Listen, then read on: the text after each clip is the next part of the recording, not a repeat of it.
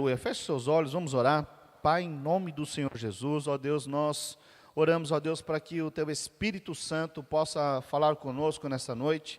Senhor, que palavras naturais expressem realidades no nosso espírito, Senhor. Em nome do Senhor Jesus, para que nós possamos ser transformados e a nossa mente renovada segundo a mente de Cristo. Em nome do Senhor Jesus. Amém, queridos? Aleluia. Glória a Deus. Alguém aqui já parou para meditar no tempo? O tempo, esse tempo. Né? O tempo que você acorda, o tempo que você dorme. Por que são 24 horas? Né? Às vezes, quando as pequenas, às vezes meu filho faz uns questionamentos assim, do nada, e enfim. Mas o tempo, esse tempo determinado, as estações e tudo mais, tudo que nós temos aqui foi feito por Deus. Então eu e você, nós estamos sujeitos ao tempo.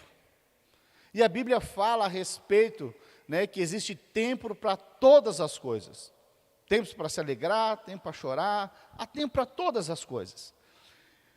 Mas veja, é interessante que esse tempo, Deus que fez o tempo, Ele mesmo não está sujeito ao tempo. Ele mesmo, Ele sabe o que vai acontecer, desde o início até o fim. Ele é o alfa, o ômega, o princípio e o fim.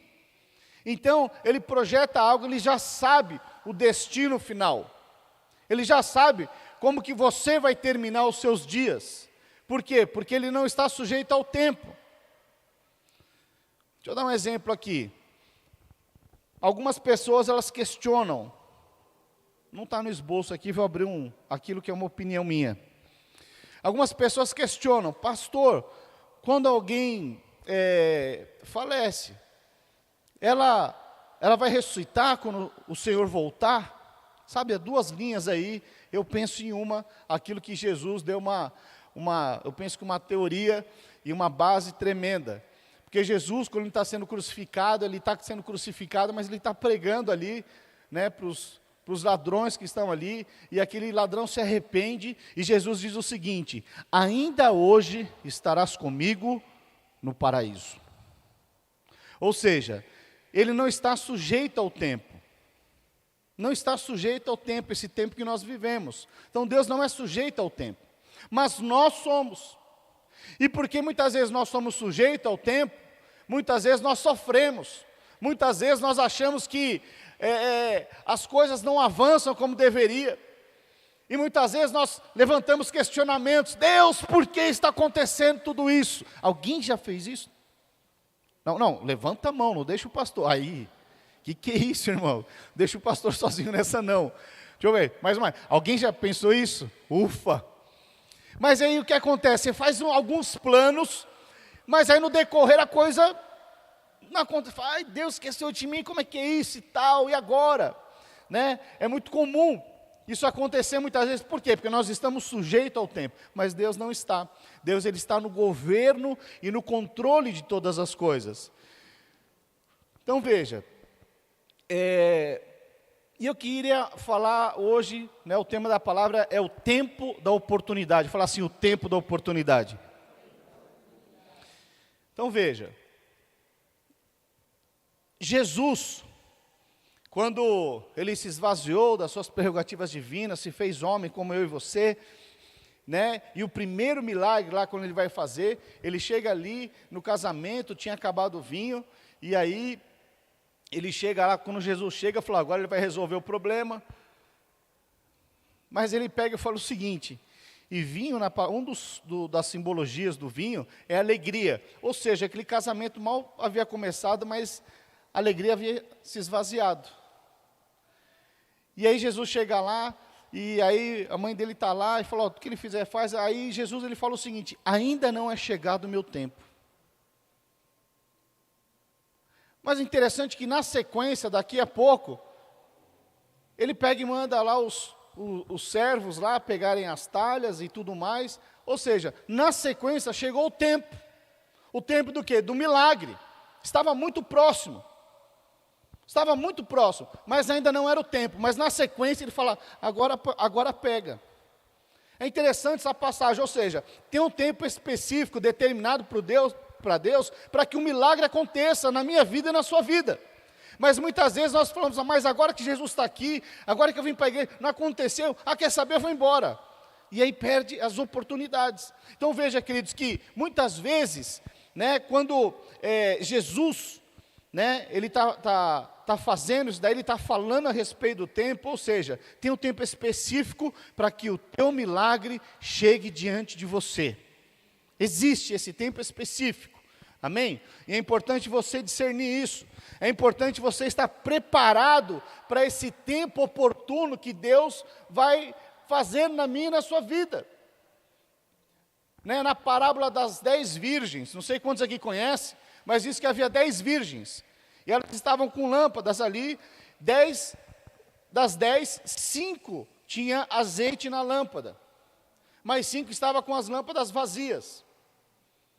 E aí quando o noivo chega, o que acontece? Né, ele só consegue enxergar as 5 que estavam com as lâmpadas com azeite. O que é isso? Sabe, nós não sabemos quando é que Jesus vem, quando é que vai ser esse tempo da oportunidade, mas uma coisa é fato, nós temos que estar preparados para não perder a oportunidade, Quantos estão compreendendo? Então veja, mas aquelas, talvez as 5 que não estavam ali, com as suas lâmpadas cheias, elas falam, mas não tem problema não, amanhã eu faço. É quando algumas pessoas falam, mas tem 2000 anos que estão falando que Jesus vai voltar, né? Depois eu vou para a igreja, eu vou aproveitar o mundo primeiro, eu vou me esbaldar no mundo, já tem 2000 anos que estão falando e Jesus não voltou, mais uns aninhos não vai fazer mal a ninguém, e o cara decide ficar no mundo. Mas ali representa justamente aqueles que estão preparados, estão cheios da vida de Deus. O azeite, ele aponta para o Espírito Santo, você está cheio da vida de Deus, você está envolvido no propósito de Deus. Ali era uma noiva, nós somos a noiva de Cristo. Eu e você somos a noiva de Cristo. E o noivo, que é Jesus, ele vai voltar, e quando ele voltar, ele vai levar noiva. Eu quero ser encontrado diante de Deus. Quantos querem ser encontrados? Então nós temos que estar preparados, cheios da vida de Deus, inseridos no propósito de Deus, amém? Agora o que acontece? Muitas vezes, quando nós entramos no propósito de Deus, estamos inseridos no propósito de Deus, muitas vezes por nós não discernirmos o tempo, né? Deixa eu dar um exemplo aqui, Abraão, os irmãos conhecem a história de Abraão.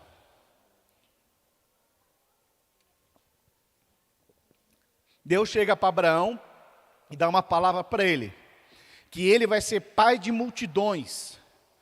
Só que ele olhava o contexto natural dele, olhando para o contexto natural, ele já tinha uma certa idade, a esposa era estéril, também com uma certa idade, e aí, o que ele faz com tudo isso? Ele decide crer. Se eu sou pai de multidões, eu decido crer. E aonde ele ia, ele se apresentava, prazer, eu sou Abraão, pai de multidões. Pessoas deviam perguntar, quantos filhos você tem? Ele falava, nenhum. Muitos deviam fazer um bullying gospel com ele. Porque ele falava, você está falando algo que você não é, e deviam tirar sarro dele. Como assim, você se apresenta como pai de multidões? Naquela época a descendência era muito importante, ele não tinha descendente. Mas, ele tinha um quê? Uma palavra, fala assim, uma palavra. Ele tinha uma palavra de Deus. E ele decidiu crer nessa palavra. Decidiu crer. Só que acontece, passado alguns anos, essa palavra não se cumpriu na vida dele. Não se cumpriu. E aí diz que ele desanimou. E aí Deus aparece para ele de novo e reafirma a palavra. Olha, sai para fora aqui, Abraão, conta as estrelas do céu agora. Sim vai ser a sua posteridade. Passa mais um tempo. Ele falou, conta as areias do mar. Assim vai ser a sua posteridade. Mas a grande questão é que nunca acontecia. Ou seja, para Deus, ele já era o pai de multidões, porque Deus não estava sujeito ao tempo. Mas para Abraão, que estava sujeito ao tempo, parece que esse tempo nunca chegava. Parece que a palavra de Deus não se cumpria. E aí, ele decide, Agar, a sua esposa, decide, falar, bom, vamos dar uma forcinha aqui no nosso braço. O que a esposa de Abraão fala? Olha, já que eu sou estéril, vamos fazer o seguinte, pega aqui a minha escrava e você tem filhos com ela. E aí sim você vai ter uma posteridade. Agora veja, Deus disse que era para fazer isso? Não. Deus não disse. O que é isso? É força do braço.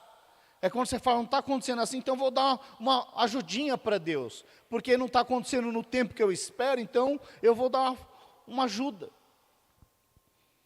E aí o que acontece? Abraão tem o filho com Agar, com a escrava, tem Ismael. Mas passado um tempo, e por conta disso, Deus fica um tempo sem falar com Abraão, mas passado um tempo, Deus volta a falar com Abraão e fala, olha, daqui 1 ano você vai ter um filho. E ele tem um filho mesmo da promessa, que é Isaac. Aquilo que Deus havia falado, se cumpriu no tempo oportuno para Deus. Não era na força do braço que ele junto com Sara, falou, não, vamos fazer o filho, a sua posteridade através da escrava. Não, Deus tinha um tempo oportuno. Mas por eles não ter discernido o tempo e achar que, olha, nós estamos cansados, onde nós vamos, ficam falando, nós somos 2 senhores já, 2 velhinhos, como é que nós vamos ter filho agora? É impossível, eu estou cansado disso, vamos mudar essa história, muita pressão, não estou aguentando pressão, então vamos dar um jeito aqui, vamos sair dessa pressão, vamos fazer um filho aqui através da escrava. Mas veja, Deus, a promessa de Deus, a palavra de Deus, ela não volta vazia, porque a palavra de Deus, o que Deus é, Ele não muda. Quantos estão compreendendo? Então veja, olha o que aconteceu.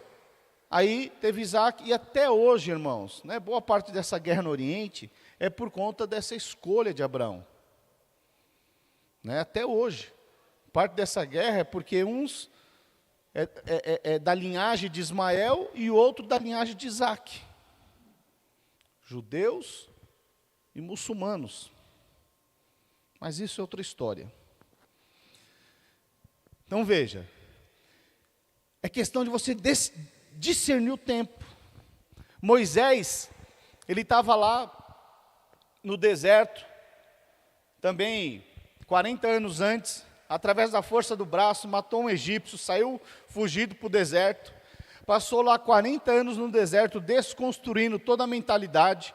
Moisés foi criado como se fosse Harvard hoje, melhor que o mundo tinha ali, de ciência, de tecnologia, de conhecimento, é onde Moisés foi criado. Mas aí, ele tenta fazer a princípio na força do braço, mata um egípcio, não sei o quê, foge para o deserto, e aí passa 40 anos desconstruindo tudo isso. Depois o que acontece? Ele está lá no meio do deserto, ele percebe que uma sarça estava queimando. Só que no deserto, queridos, é muito comum a sarça pegar fogo. Muito comum, por conta do sol escaldante. Então, elas pegam fogo. Só que acontece, Moisés era um tempo de oportunidade, porque ele percebeu que estava pegando fogo, mas não se consumia. Ou seja, ele percebeu a oportunidade daquele tempo.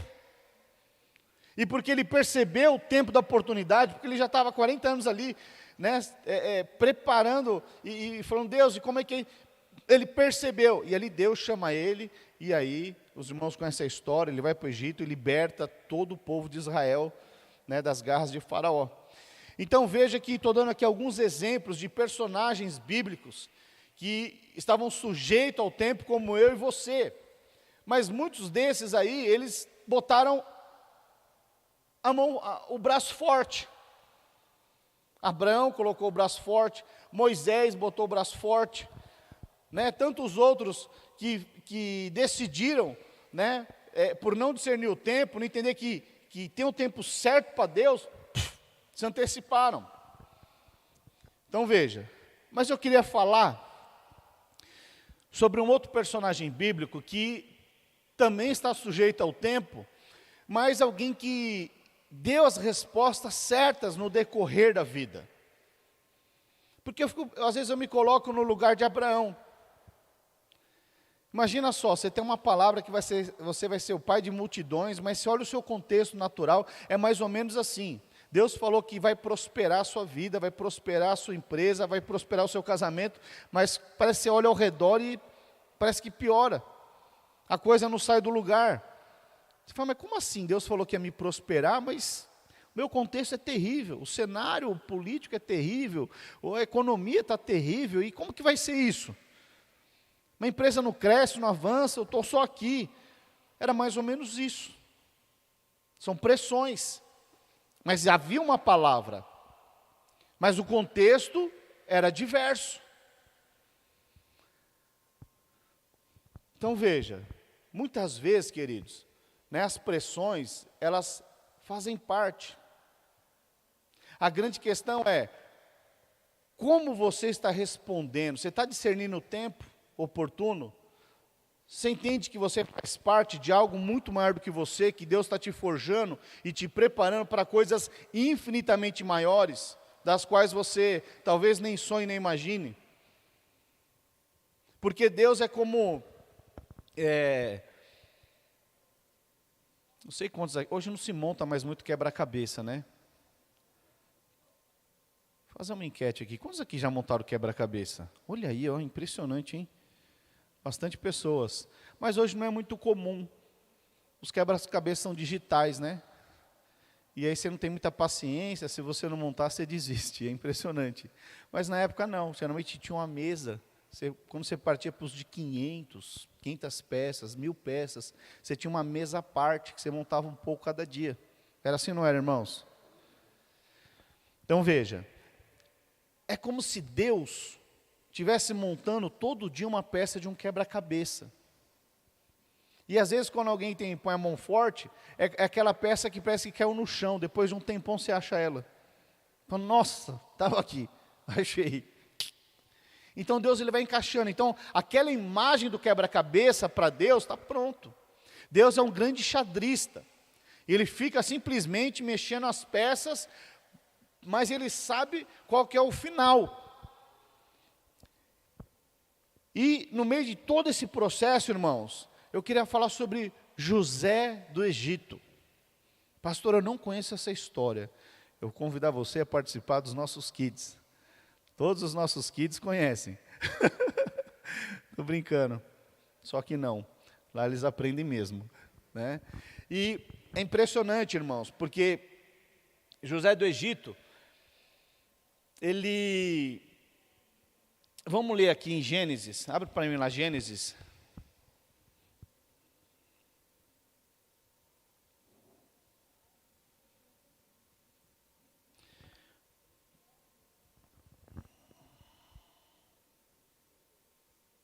Quarenta, 23.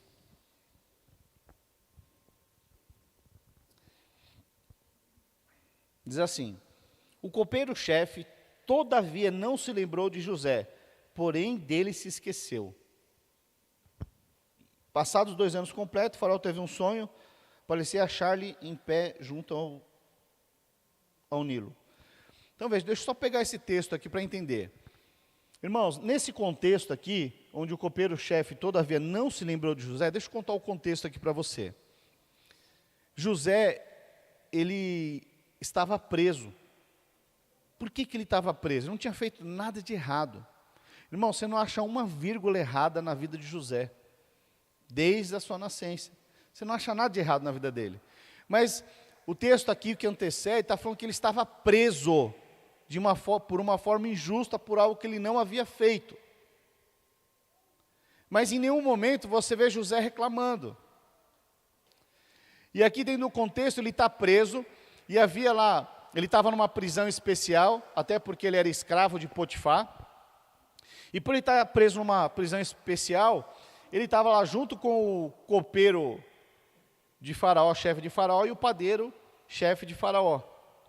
E aí eles têm um sonho, tanto o copeiro tanto o padeiro. Eles estavam meio desanimados com aquele sonho, não tinham um entendimento, e José, ele fala, olha, qual que é o sonho? Conta para mim. Né, eu tenho um dom da parte de Deus, eu vou interpretar esse sonho. E aí eles contam. Aí o copeiro, ele fala, olha, eu tive um sonho assim, assim, assado. E ele falou, olha, esse sonho significa o seguinte, daqui 3 dias, você vai ser restabelecido na mesma posição que você estava. Você vai tornar-se o copeiro de Faraó. Aí o padeiro se animou. Falou, agora fala o meu então. Contou o sonho dele e falou, o seu é o seguinte, daqui 3 dias, você vai morrer enforcado. E aí, passado 3 dias, o que acontece? O copeiro-chefe, ele volta e assume a posição que ele estava, e o padeiro morre enforcado. E aí o que acontece? Esse copeiro, ele fica muito grato. E aí José está falando aqui o seguinte, vamos ler de novo. Deixa eu ler aqui o outro contexto. Aí ele pega e fala o seguinte, olha, faz o seguinte, você, agora que você vai assumir de novo a sua posição lá junto a Faraó, lembra-te de mim, fala de mim para ele, fala que eu estou preso aqui injustamente. Mas aí o que acontece? Esse mesmo copeiro, ele assume a posição e o texto diz o quê? Que esse copeiro não se lembra de José.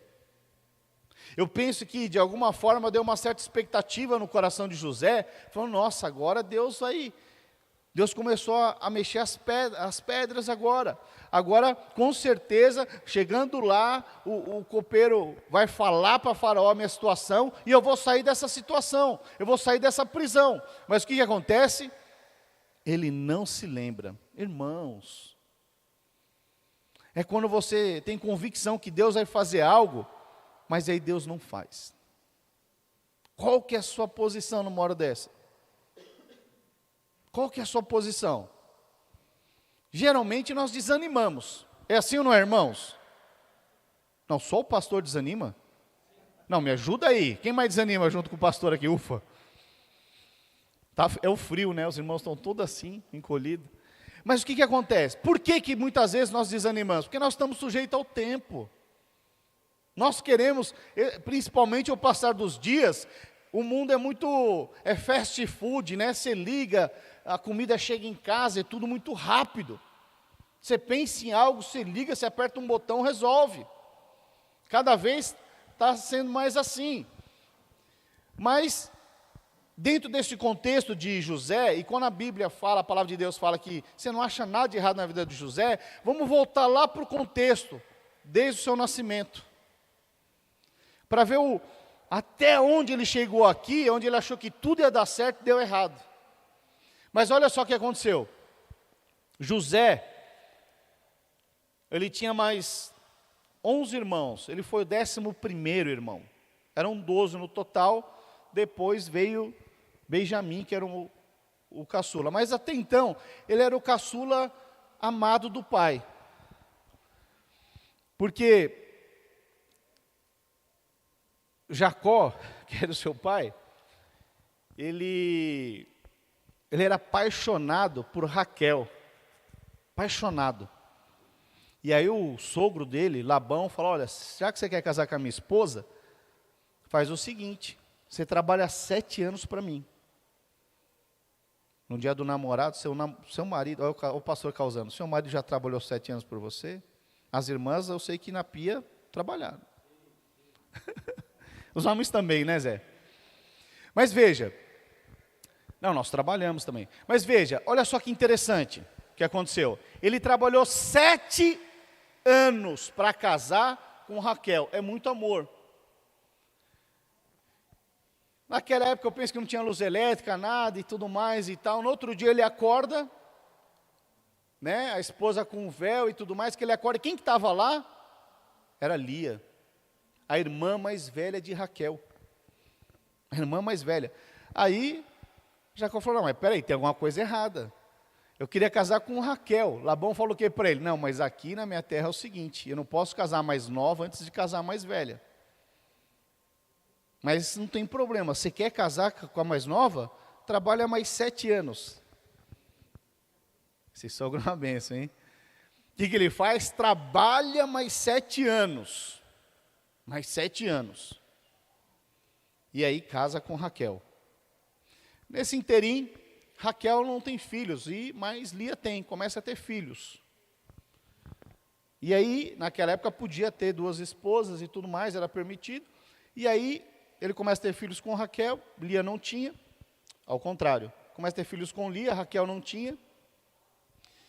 E aí, ele começa a ter filhos com a escrava de Raquel. Depois, para também, ele tem alguns filhos com a escrava de Lia. Resumindo a história, formam-se 10 filhos. Depois esse embolo todo que nasceu os 10 filhos, José nasce.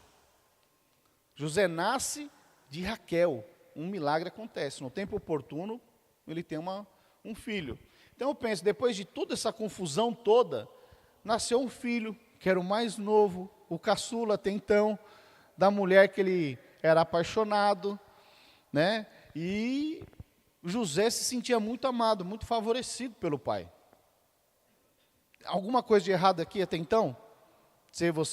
Quantos aqui são filhos amados do pai? Pois é, nós somos filhos amados do pai. Mas aí o que acontece? Por ele ter essa identidade de filho amado do pai, essa identidade firmada no coração dele, que ele era um amado de Deus, começou a gerar muito problema no meio de outros irmãos. Por quê? Porque os irmãos não entendiam isso. E José, inserido no propósito de Deus, ele tem um sonho. E ele chega para os irmãos e fala, olha, eu tive um sonho. E o sonho é o seguinte: eu vou chefiar toda a família, eu vou governar todos aqui. Só que isso era algo impossível para a época. Por quê? O mais velho, ele tinha primogenitura. O mais velho é que assumia o legado do pai. Então Rubens, que era o mais velho, falou, tem alguma coisa, cala a boca, moleque. Vocês não sabem o que fala. E todos os irmãos, né? E ele falando ali. Mas aí o que acontece? Olha só que interessante. Por ele se sentir amado pelo pai,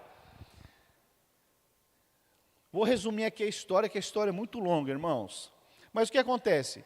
Os irmãos tinham inveja dele. O que acontece? Os próprios irmãos tramam a morte de José. Já pensou nisso? Os próprios irmãos de sangue ali tramam a morte de José.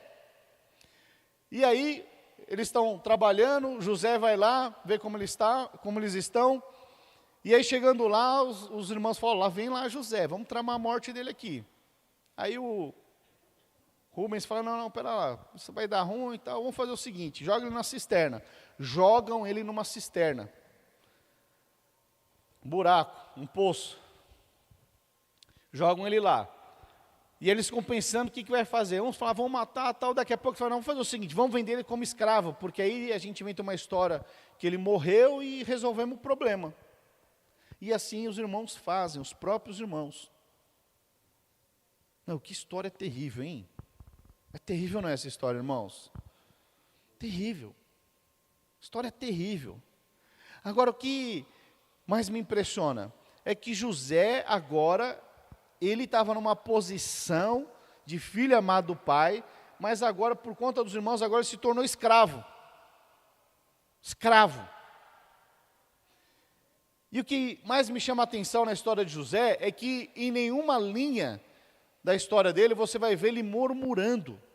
Você não vai ver ele reclamando. Oh Deus, e agora? Eu estava na casa do meu pai, agora eu estou aqui como escravo. Muito pelo contrário.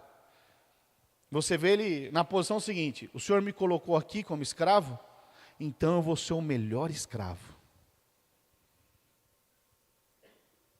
O Senhor me colocou aqui nesse trabalho, então eu vou ser o melhor funcionário. O Senhor me colocou aqui nessa família, então vou ser um referencial aqui nessa família. Essa era a posição de José. E aí ele se torna o melhor escravo. E onde ele colocava a mão, a coisa ia. E aí o que acontece? Potifar, que havia comprado, falou, esse cara é muito bom, leva ele para administrar a sua própria casa. A sua própria casa. E Potifar começa a prosperar e começa a avançar e tudo mais. E José era um cara bonito, atraente, trabalhador, não tinha barriga, certeza. E aí que acontece? A esposa de Potifar se interessa pelo rapaz. Se interessa pelo rapaz. E aí que acontece? Tenta agarrar ele. Só que ele era um homem de Deus. Ele era um homem de Deus. E aí a palavra diz que ele sai correndo, irmãos. E a hora que vai correr, ela meio que rasga a roupa dele e sai correndo ali e tal. E é nesse momento que ele é preso. Veja, qualquer outro na posição de José não seria preso, seria morto. Seria morto. Mas ele vai ser preso. E quando ele é preso, ele não está lá na prisão, oh Deus, eu estava te servindo. Agora a esposa de Potifar quis se deitar comigo, e porque eu guardei a minha santidade. Porque eu guardei a minha santidade, agora o Senhor me coloca nessa cadeia. Você não vê ele falando isso. Muito pelo contrário. Antes ele estava preso. Antes ele era escravo, ele se tornou o melhor escravo. Quando ele foi preso, ele se tornou o melhor preso. Ele se tornou um auxiliar ali da prisão ali. Ele estava governando na prisão, porque onde ele chegava, ele governava, ele era o melhor. Ele dava um exemplo. Mas aí acontece aquele fato que nós estávamos falando, do padeiro e do copeiro de Faraó. Queridos, pensa bem, o histórico dele, diante da pressão do tempo, que o tempo, nós que estamos sujeitos ao tempo, as pressões elas vêm, mas você vê em todo momento, ele não sendo sujeito às pressões do tempo, porque ele tinha uma identidade de filho amado, ele sabia, ele confiava em Deus, aquela promessa, aquele sonho que Deus havia dado para ele guardou aquela palavra e ele não murmurava, simplesmente ele decidiu servir em toda e qualquer circunstância. Tendo pressão, não tendo pressão, ele decidiu servir a Deus com o que ele tinha e com quem ele era. Ele não estava murmurando da economia, do que aconteceu, do que aconteceu. Ele falou, já que eu estou aqui, eu vou fazer e vou entregar o meu melhor. Isso é a história da vida de José. Por onde ele passou, ele entregou o melhor dele. O melhor dele. Se guardou, se santificou, servo de Deus, prestativo. Não fazia corpo mole. Aí para ser escravo, então eu vou ser o melhor escravo. É para ser preso, então eu vou ser o melhor preso. Essa era a postura dele. Aparentemente, talvez aqueles que não têm medo de discernimento, talvez ia murmurar e reclamar, oh Deus, eu estou aqui te servindo, eu vou no culto, eu vou na célula, vejo até as orações de vez em quando, lá 7 horas com o pastor Wilson, mas parece que a coisa não vai.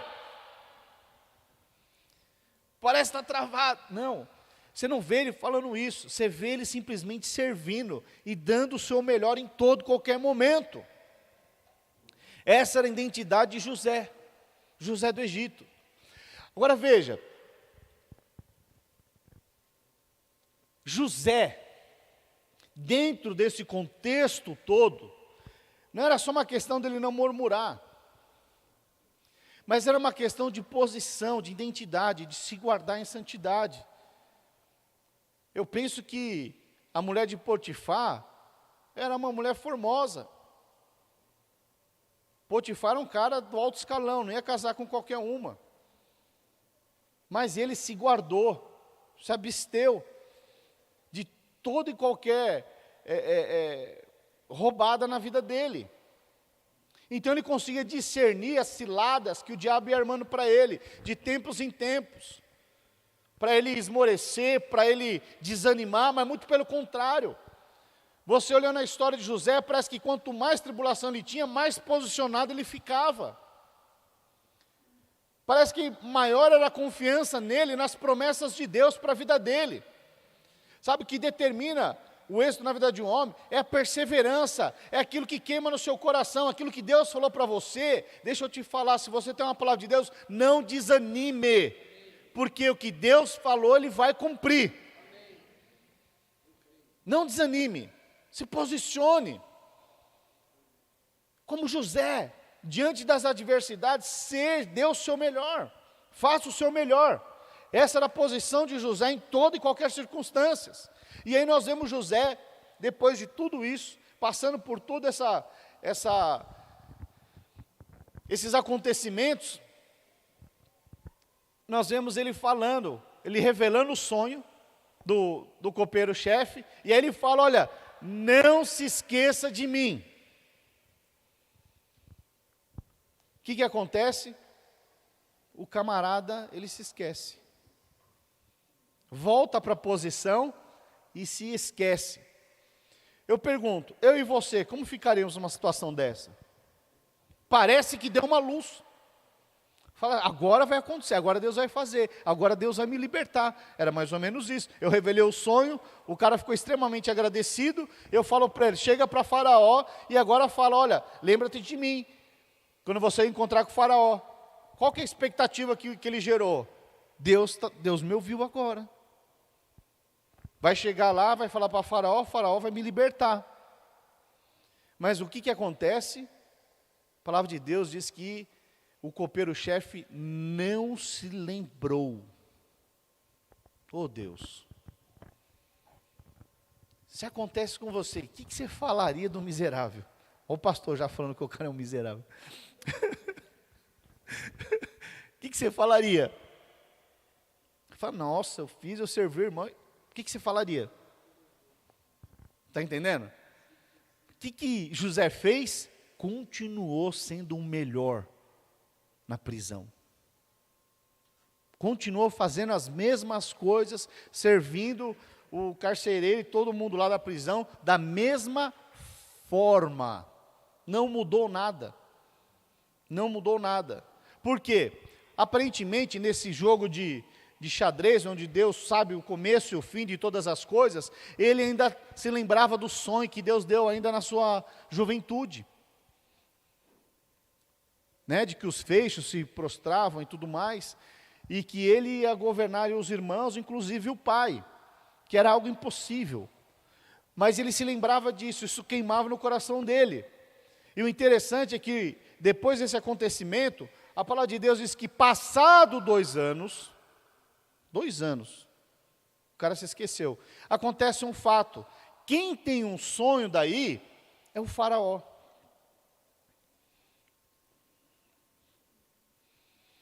Faraó tem um sonho, e quando o Faraó tem um sonho, ele manda chamar todos os magos, todos os feiticeiros, todos os sabichões do Egito, só que ninguém consegue interpretar esse sonho, ninguém, e olha que naquela época havia muita feitiçaria, muito poder, os caras pegavam o cajado, transformavam em cobra, o Nilo transformava em sangue e tudo mais, os magos tinham esse poder, só o que acontece, não tinha poder para interpretar o sonho, olha que louco. E aí, aquilo que aparentemente parece que Deus esqueceu, mas como Deus não está sujeito ao tempo, Deus está só reorganizando, está só movimentando as pedras, para reorganizar, para que o propósito de Deus seja edificado. Passado 2 anos, o que acontece? Esse copeiro, ele vê toda aquela circunstância, ninguém interpretando o sonho, ele se lembra de José. Passado 2 anos, ele se lembra de José. Vamos ler aqui. Gênesis 41, a partir do verso 8. Diz assim: de manhã, achando-se ele de espírito perturbado, mandou chamar todos os magos do Egito e todos os seus sábios, e lhes contou o sonho, mas ninguém havia que lhes interpretasse. Então, veja, O faraó acorda desajustado, com o espírito perturbado, teve o sonho, um pesadelo, na verdade, e ninguém conseguia interpretar. Verso 9. Então disse a Faraó, o copeiro-chefe: lembro-me hoje das minhas ofensas. E ele começa a relatar. Estando o Faraó muito indignado com seus servos, pondo-me sob prisão na casa do comandante da guarda, a mim e ao padeiro-chefe, tivemos um sonho na mesma noite, e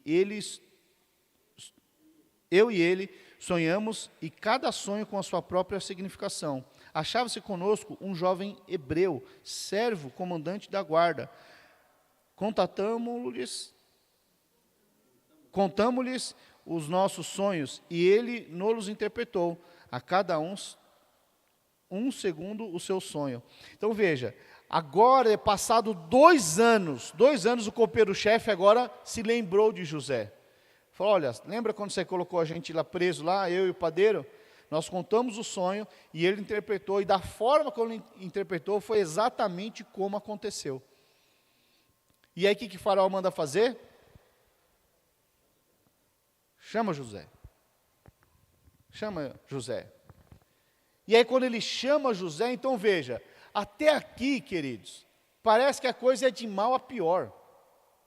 Se você olhar o contexto de José, Deus deu uma palavra, e ele firme, fiel, sempre ali, ano após ano, firme e fiel. Parece que as coisas não iam, parece que ia, de repente não ia, mas chegou um momento em que Deus estava só arquitetando para que a promessa que Deus havia dado, ele pudesse ser preparado para o tempo oportuno. Então, para Deus havia um tempo oportuno onde ele ia levantar José, mas para que ele fosse levantado, Deus estava trabalhando e forjando muitas coisas na vida dele, forjando caráter, porque os irmãos queriam matar ele, literalmente, mas você não vê em nenhum momento ele falando mal dos irmãos, nenhum momento.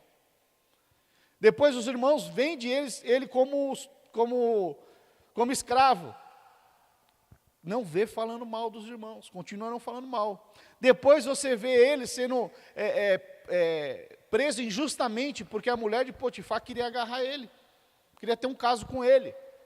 Ele se guarda em santidade, você não vê ele falando uma vírgula, uma mentira. Ele sempre está ali, firme. Então veja que era Deus forjando ele no processo, para ele ganhar consistência, até ele assumir onde Deus queria levar ele. Então veja, passado tantas tribulações, tantas questões, ele nunca abriu mão da posição, do propósito de Deus na vida dele. Nunca. Você não vê ele murmurando: ó Deus, ó vida, ó céus. Não vê, em nenhum momento. Mas você vê ele um homem íntegro, em tudo que ele fazia, integridade, caráter. Essa é a vida de José, um cara íntegro.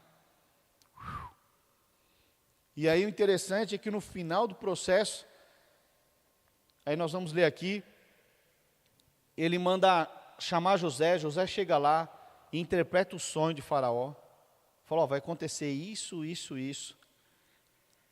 Vai passar nós vamos ter um tempo de fartura, um tempo de crise, vai ser isso, isso, isso. E aí o que acontece? Aí o Faraó se rende a José.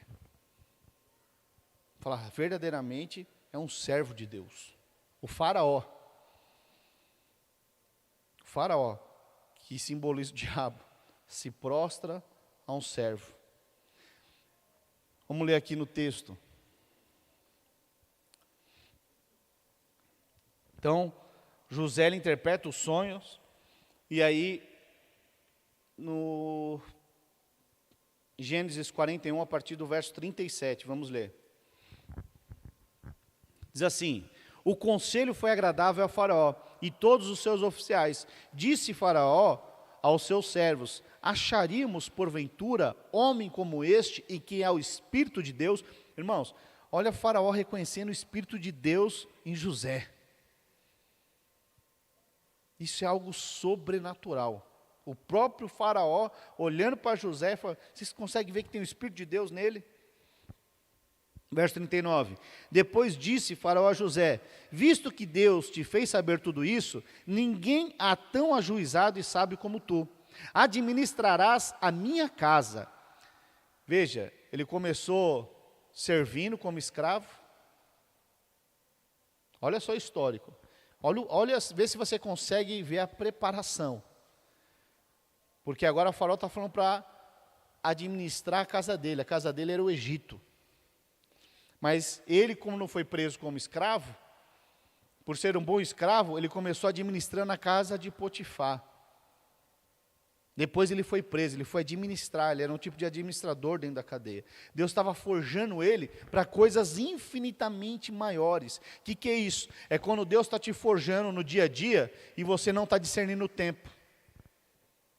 É quando você está passando, aos seus olhos é tribulação, mas aos olhos de Deus Ele está te formando, está te forjando, está te formatando, para te levar a um patamar infinitamente maior. É isso que estava acontecendo exatamente aqui.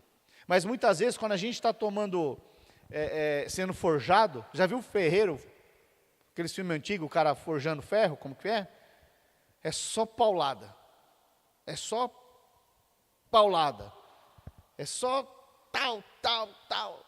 Mas a grande questão é que ele está forjando. No final do processo saiu uma espada. Mas era só um pedaço de metal. Então você vê que nesse processo que José estava passando, Deus estava forjando ele. Ele começou administrando a casa de Potifar, depois administrou uma prisão, mas agora o próprio faraó está falando, você vai administrar a minha casa, ou seja, o próprio Egito. Parece que estava dando tudo errado, mas era só um treinamento da parte de Deus para te colocar em posições infinitamente maiores. Só isso. Sabe aquela coisa que parece que deu errado, você está reclamando? Para de reclamar. Porque não existe nada de errado da parte de Deus. Eu sempre falo que Deus, todas as coisas cooperam para aqueles que amam a Deus, são chamados segundo o seu propósito. Essa luz está mudando aqui? Tem alguma luz mudando aqui que está ficando mais fraca e mais forte. Que está com... Então veja, todas as coisas cooperam, todas, sem exceção. A luz está aqui, não está ali não, irmãos. Senão tu vai olhar qual luz que está agora. Eu acho que essa daqui está assim, ó. Está menos luz e mais luz.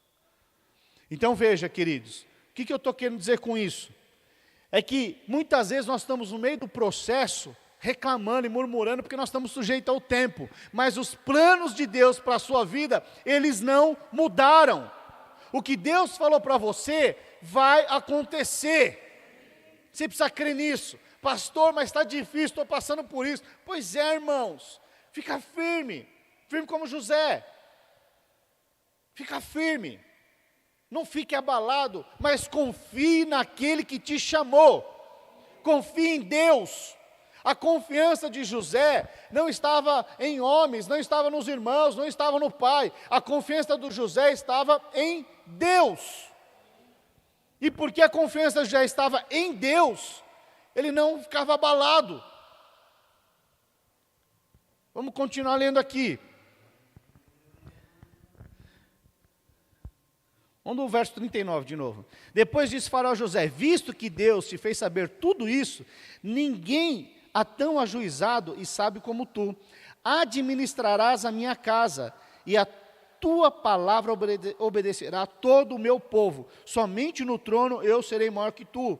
Disse mais Faraó a José, vês que te faço autoridade sobre toda a terra do Egito. Então tirou o Faraó o anel de sinete da mão e pôs na mão de José. Fê-lo vestir roupas de linho fino e lhe pôs ao pescoço um colar de ouro. E fê-lo subir ao segundo carro e clamavam diante dele, inclinai-vos desse modo, e constituiu sobre toda a terra do Egito. Disse ainda Faraó a José, eu sou o faraó, contudo, sem a tua ordem, ninguém levantará mão ou pé em toda a terra do Egito. Irmãos, olha que coisa tremenda. Faraó dá toda a autoridade para José agora. Falou, olha, sabe o que é anel de sinete? Já viu aqueles filmes que o cara põe uma carta e põe a cera e amar? Era isso daí. Ou seja, aquilo lá era o selo de autoridade máxima. Então veja, Faraó deu toda a autoridade máxima a José. Toda a autoridade, a maior autoridade que do Egito que o homem poderia ter, depois de Faraó, foi dada a José.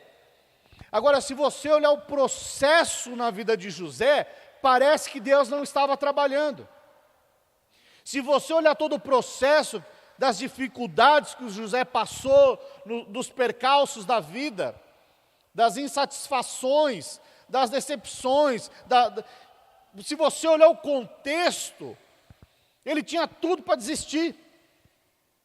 Ele tinha tudo para falar, não quero mais brincar disso daqui. Mas não, ele se manteve íntegro, servindo a Deus, com tudo que ele tinha, com tudo que ele era. E chegou o ponto, o tempo oportuno. O que era o tempo oportuno? Agora sim tudo faz sentido. Depois que Faraó tem esse sonho, agora faz sentido.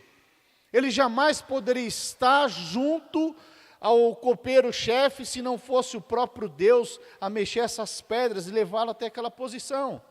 Mas para isso, ele teria que sair da terra do seu pai, ele teria que sair debaixo dos seus irmãos, teria que ser vendido como escravo, teria que ser sido escravo, o melhor escravo. Sendo o melhor escravo, ele foi levado a ser administrador da casa de Potifar. Sendo um excelente administrador da casa de Potifar, a esposa de Potifar fica apaixonada por ele, tenta agarrar ele. Ele rejeita, encontra a favor diante de Deus, não é morto, mas ele é preso. E aí ele é preso, lá ele encontra o faraó, o copeiro do faraó, interpreta o sonho, o copeiro de faraó esquece ele. Mas no tempo oportuno, passado mais 2 anos, o copeiro lembra, fala, faraó tem um sonho, fica desajustado, e aí ele lembra, olha, tem um jovem hebreu que interpretou o meu sonho. O que era esse daí? O tempo oportuno havia chegado na vida de José. O tempo oportuno, Deus bateu o martelo, foi agora. Tum! Agora é um milagre, agora você vai assumir. Agora o seu sonho que eu te dei lá anos atrás, agora ele vai se tornar realidade diante dos teus olhos e diante de toda a sua família. O que é isso? As promessas de Deus, elas não voltam vazias. Confie tão somente no Senhor. Confie então somente em Deus. O que Deus falou para você vai se cumprir. Se Deus falou que você ia ter uma grande empresa, mas hoje você não tem, eu quero te dizer, vai ter. No momento oportuno, você vai ser um grande empresário no seu setor. Se Deus falou que você ia fazer uma faculdade, jovens, mas você olha e não tem condições nenhuma, se Deus falou, Deus vai abrir uma porta sobrenatural e você vai fazer. Porque Deus, Ele gosta de mover essas coisas assim inacreditáveis, para confundir mesmo. A grande questão é você estar na posição certa, servindo a Deus com o que você tem e com o que você é. Com integridade, com caráter, servindo, adorando a Deus, amando a Deus, não abrindo mão, não negociando com o mundo, não negociando com pessoas, mas simplesmente servindo a Deus. José foi fiel por onde ele andou. José foi fiel com o pai. José foi fiel com os irmãos de sangue. José foi fiel quando ele era escravo. José foi fiel quando ele foi para a prisão. E José foi fiel quando ele assumiu o governo do Egito. E aí depois que ele assumiu o governo do Egito, tempo de fome, ele manda chamar a sua família. E aí sim, os irmãos quando reconhecem ele, acho que vão falar, agora lascou. Nós tentamos matar ele, a gente queria matar ele, vendemos ele como escravo, e agora ele é o governador do Egito. Mas o que acontece? José amava os seus irmãos. E ele não faz nada com os irmãos, muito pelo contrário, acolhe todos os irmãos e dar uma vida digna a todos eles. Esse era o coração de José. Um homem íntegro, um servo de Deus, fiel, que não se abalava pelas estruturas do tempo que vinha trazendo de tempos em tempos, porque elas fazem parte. Elas fazem parte. A grande questão é nós ficarmos firmes em Deus. Quantos compreendem? Sabe, queridos, põe uma música para mim de fundo. Sabe, eu não sei quanto a você. Sabe, eu já sirvo a Deus há alguns anos. E uns anos atrás, assim que eu vim para São Caetano, eu passei uma circunstância tão difícil. O meu filho era pequeno ainda, o Caleb era bem pequeno. E eu me lembro que eu passei uma circunstância muito difícil. Pensa numa circunstância difícil, irmãos. Onde eu não podia correr para nenhum irmão, nenhum parente. Eu só podia correr para Deus. Ou então abandonar tudo. Só tinha essas duas posições.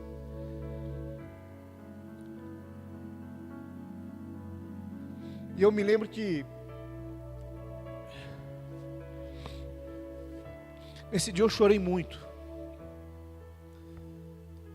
Eu lembro que eu falei para minha esposa, eu falei, ó, eu vou para a igreja orar.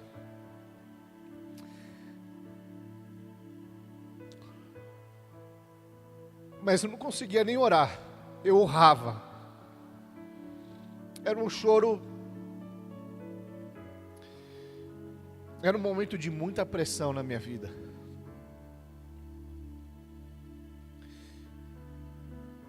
E quando eu olho as histórias de José, eu não sei se você já passou um tipo de pressão de ter que espremer o azeite. Sabe que o azeite, para ser feito, ele precisa ser espremido.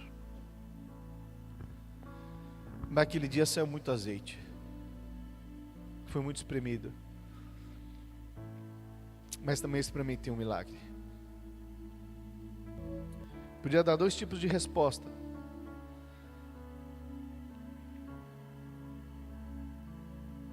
Aquele dia eu pensei,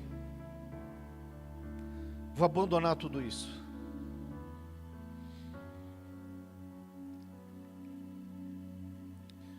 Vou investir na minha vida secular. Não vou mais perder o meu tempo. Era isso que o diabo colocava. Por conta da pressão. Por conta do tempo. Mas eu fui para Deus. Chorei, urrei, clamei. E hoje nós estamos aqui. Pastor, e as pressões, elas continuam. E vão continuar existindo. Em cada quadrante da nossa vida, de tempos em tempos, tem um tipo de pressão. A grande questão é você continuar firme na sua posição de servo de Deus, de homem de Deus, de mulher de Deus. Sabe, são momentos como esse, em que parece que Deus não está trabalhando, mas é justamente em momentos como esse, que nós estamos sendo forjados para coisas infinitamente maiores. Assim foi na vida de José. Pastor, mas parece que na vida de José era mais fácil. É verdade. E é nessa hora que eu falo para Deus, eu quero ser um tipo de José. Quero ter total confiança na palavra dele. Quero ter total resposta, como José dava. Eu não sei quanto a você, mas eu quero. Vamos ficar de pé.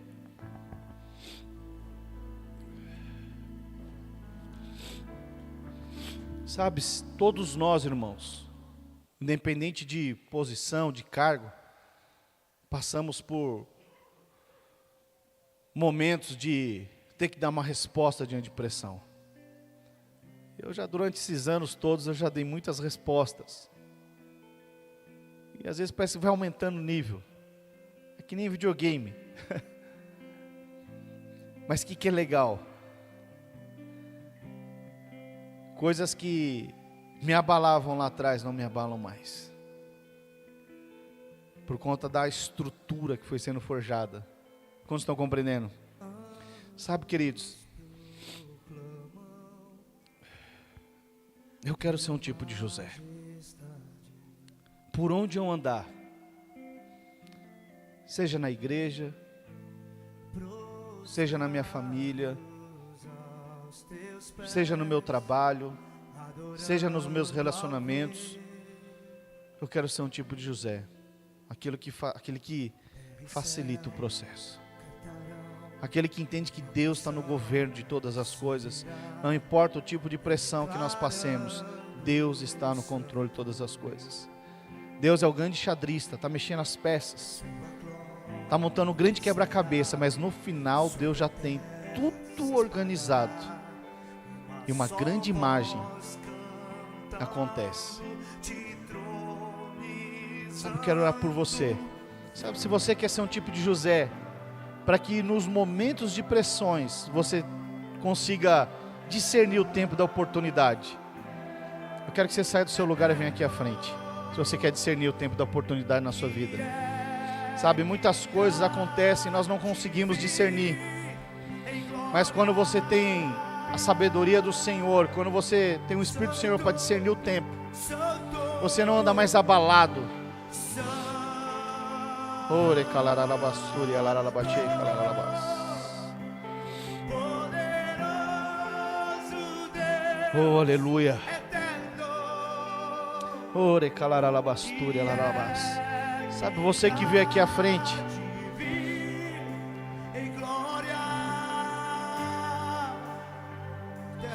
muitas vezes, queridos, quando nós estamos no meio da pressão, muitas vezes por nós não discernirmos o tempo, muitas vezes a impressão que nós temos é que Deus se esqueceu de nós. Quando aquela palavra que Deus deu, que você ia prosperar, baixa um pouquinho, André. Que você ia prosperar, mas você ainda não prosperou. Aquela palavra que seu casamento ia ser restaurado, mas ainda não foi restaurado. Aquela palavra que Deus ia te dar uma família, mas a família não veio ainda. E parece estar distante demais. Parece que é quase impossível. E a sensação muitas vezes que você tem é que Deus te esqueceu. Deixa eu te falar. Deus não se esqueceu dos teus sonhos. Deus não se esquece dos teus sonhos.